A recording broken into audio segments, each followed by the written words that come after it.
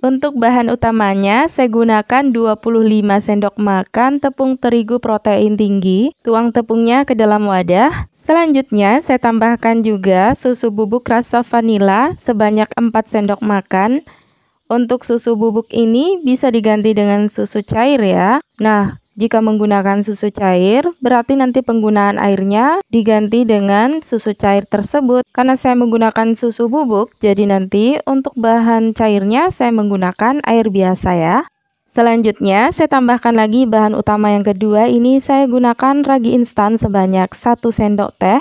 Bahan selanjutnya ada gula pasir, saya tambahkan kurang lebih 4 sendok makan.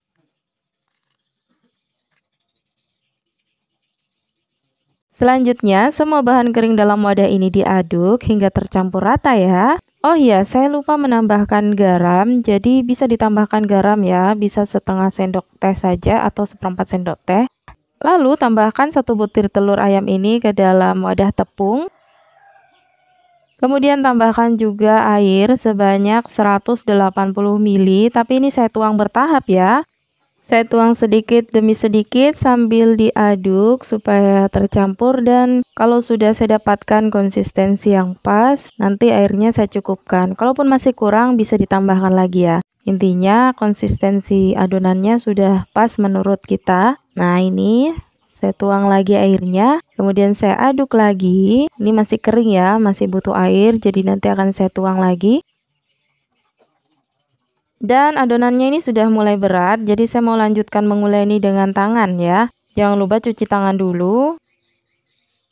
Lanjut uleni adonannya sampai setengah kalis. Adonannya memang seperti ini ya, masih lembek, masih basah jadi lengket.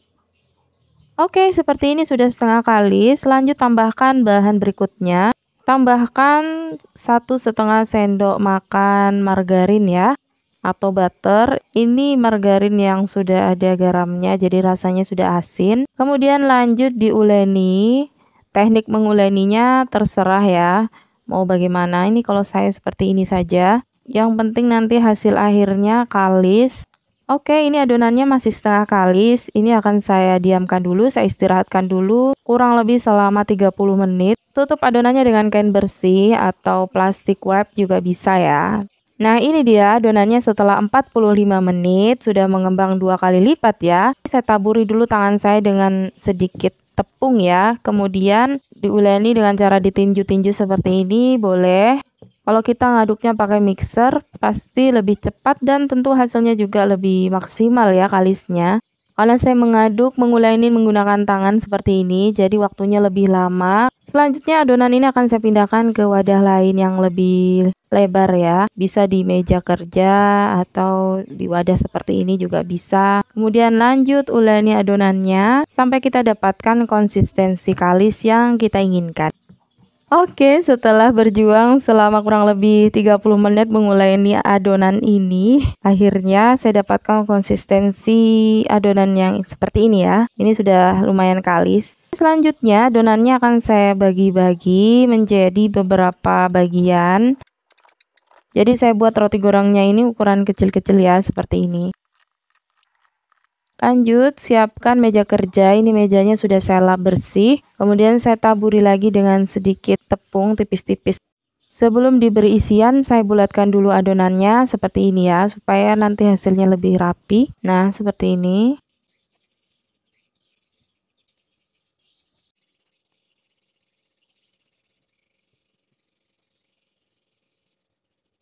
Dan ini bahan isian coklat batang yang sudah saya potong-potong seperti ini ya.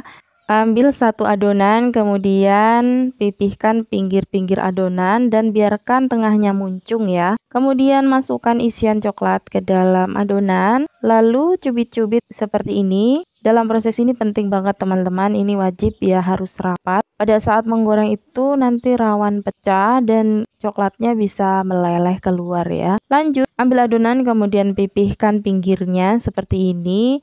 Sisakan tengahnya yang muncung. Kemudian isi dengan isian coklat, lalu dicubit-cubit seperti ini. Dan dironding dengan kedua tangan saja, bisa juga dironding di papan kerja ya. Ini saya ronding di tangan ya teman-teman. Dan ini dia adonan yang terakhir saya isi. Masukkan isiannya, kemudian dicubit-cubit adonannya. Benar-benar rapat ya. Dan ini yang terakhir saya rounding di meja kerja. Hasilnya sama seperti ini. Dan ini dia adonan roti yang sudah diberi isian. Jika sudah selesai satu adonan diisi, langsung ditutup seperti ini ya, supaya tidak kering. Supaya nanti hasilnya lebih mengembang. Proofing selama kurang lebih 15-30 menit.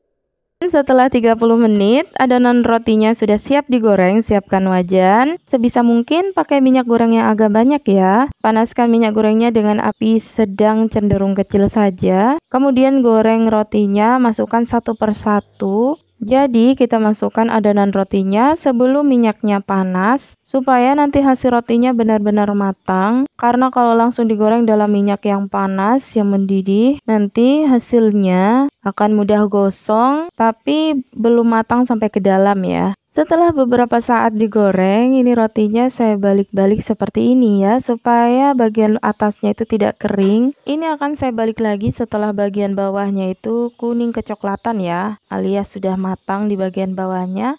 Nah, ini baru awal menggoreng sudah ada yang pecah ya adonannya. Ini coklatnya keluar sedikit seperti ini. Coklatnya yang pecah itu akan meleleh ke dalam minyak. Dan untuk adonan roti yang selanjutnya itu akan diwarnai lelehan coklat tersebut. Dan nanti hasilnya coklat itu akan menempel di permukaan kulit roti. Jadi poin pentingnya di sini pada saat merounding atau mencubit-cubit menutup isian itu memang harus benar-benar rapat. Supaya pada saat proses menggoreng seperti ini, isiannya itu tidak meleleh karena kulit rotinya yang pecah. Kalau sudah pecah dan meleleh coklatnya atau isiannya itu akan berpengaruh dengan hasil gorengannya nanti. Lanjut angkat dan tiriskan roti goreng yang sudah matang ini. Warnanya sudah golden brown ya. Setelah itu, lanjutkan menggoreng sampai semua adonan roti selesai digoreng. Tekniknya sama seperti di awal tadi. Saya gunakan api yang seperti ini ya, cenderung kecil.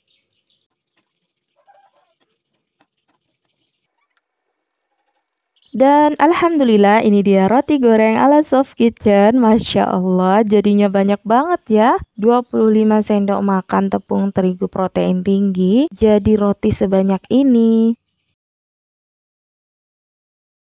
Pertama, kita akan membuat adonan mentega atau margarin yang seperti ini. Bahan-bahan yang digunakan ada 10 sendok makan tepung terigu protein tinggi. Tuang tepung ke dalam wadah yang lebih besar. Kemudian ada 100 gram margarin atau mentega. Bisa juga menggunakan butter ya, lebih bagus. Tambahkan 50 ml minyak goreng dan sejumput garam. Kemudian semua bahan diaduk hingga tercampur dan konsistensinya padat, bisa dibentuk seperti ini. Masukkan ke dalam plastik atau tutup dengan plastik wrap atau ditutup dengan kain juga bisa ya. Kemudian diamkan beberapa menit. Nah, selanjutnya saya akan membuat adonan raginya. Bahan yang digunakan ada 10 sendok makan munjung tepung terigu protein tinggi, 1 sendok makan tepung maizena dan seperempat sendok teh ragi instan, 1 sendok makan margarin atau mentega, dan tambahkan juga 1,5 sendok makan gula pasir. Selanjutnya, tambahkan 120 ml susu UHT full cream, tuang secara bertahap. Kemudian aduk semua bahan hingga tercampur. Nah, jika sudah seperti ini, kemudian lanjut tuangkan lagi sisa susunya ke dalam adonan.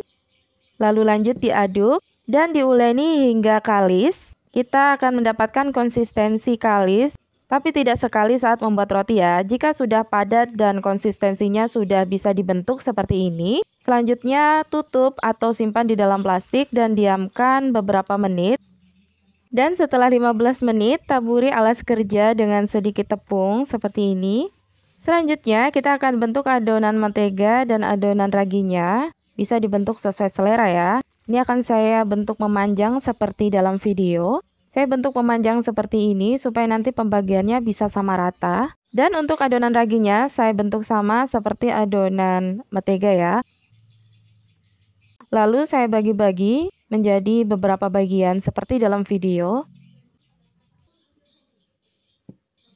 Oke, ini dia adonannya sudah selesai dibagi. Selanjutnya ambil satu bagian ragi. Kemudian alasi dengan plastik yang bening, atau jika tidak ada plastik bisa ditaburi dengan sedikit tepung terigu ya. Kemudian gilas menggunakan rolling pin perlahan, seperti dalam video ya. Oke, untuk ketebalannya cukup sampai seperti ini saja ya. Selanjutnya buka pengalas plastiknya, lalu letakkan adonan mentega atau margarin di atas adonan ragi yang sudah tipis. Kemudian gilas adonan menteganya di atas adonan ragi seperti dalam video. Ratakan seperti ini. Nah, oke, seperti ini ya. Selanjutnya, lipat bagian pinggir adonan raginya menutupi adonan mentega seperti dalam video. Lalu gilas kembali hingga tidak ada bekas lipatan ya. Nah, kalau sudah seperti ini, selanjutnya lipat kembali. Lipat sisi ini ke bagian tengah dan sisi yang lainnya juga ke bagian tengah seperti dalam video. Kemudian gilas kembali hingga tidak ada bekas lipatan.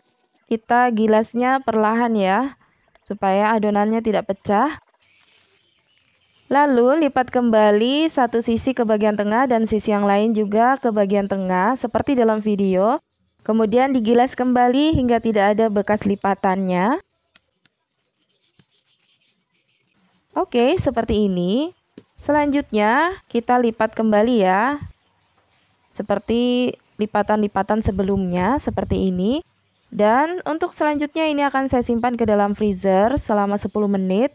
Supaya nanti hasilnya lebih lentur. Dan ini kita lakukan setiap kali selesai menggilas dan melipat adonan seperti ini ya. Jadi kalau sudah selesai satu bagian seperti ini, langsung saja kita simpan ke dalam freezer atau chiller. Diamkan selama 10 menit. Setelah 15 menit, ambil satu bagian adonan yang sudah dikeluarkan dari freezer, kemudian lapisi dengan plastik bening seperti dalam video, dan gilas perlahan supaya tidak pecah adonannya. Jika sudah seperti ini, selanjutnya buka pelapisnya. Lalu kita akan bagi seperti dalam video ya, kita potong-potong menjadi beberapa bagian. Nah, untuk satu bagian ini saya potong menjadi 3 ya.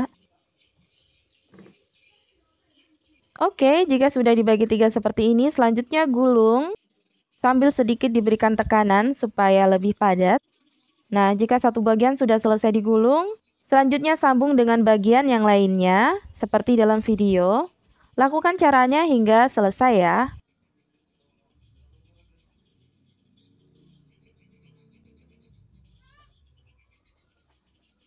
Dan ini gulungan yang kedua sudah selesai. Lanjutkan ke gulungan yang ketiga.